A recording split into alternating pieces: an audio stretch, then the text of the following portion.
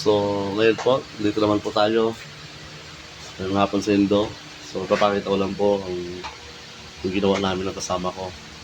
So, ito po yung counter. Yung para sa Muñoz na project namin. So, ngayon, pinasimbol na po namin para makita namin yung ano pang kulang sa finish niya. Kasi kung magkakating kami ng cutting tapos hindi namin muna i-assemble, baka mamaya magkamali kami sa pagka-cutting, mahirap na.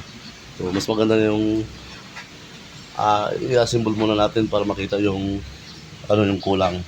So ito nga pala guys ay may design to. Yan. May design yan. So hindi pa po yan hindi pa yan finish. So ito pala nilagyan ko ng ginawa kong 45 para gumaganda siya tingnan din po. Yan. Para yung top niyan 0-0 at wala siyang kanto. So ganito din po siya 0-0. So may sample ako niyan kung paano ko nagawa.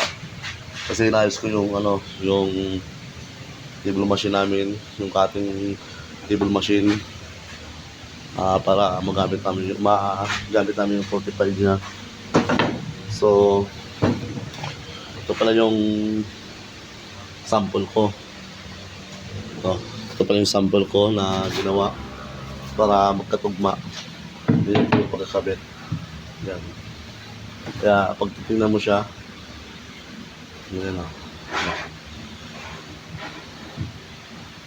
Yun. Yan po ang pinaka-finish niya. Yan. Kaya maganda po siya tingnan. Pag titingnan mo siya, wala siyang yung nagawa, sinasabi na parang ganito na over siya. Kaya ito, 0-0. Ang ganda yung pagkakanto niya. At saka naglagay kami ng paikot siya yung bend niya. Pa-bend. Ito. Nilagyan ko pa ng yan, design. Ayan. Nilagyan namin ng design yan.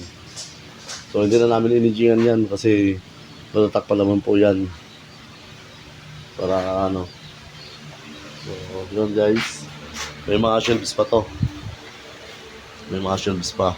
So, abangan nyo na lang yung finish nito. Ipapakita namin sa inyo yung pinaka-finish nito. Abangan nyo guys. Yun lang po.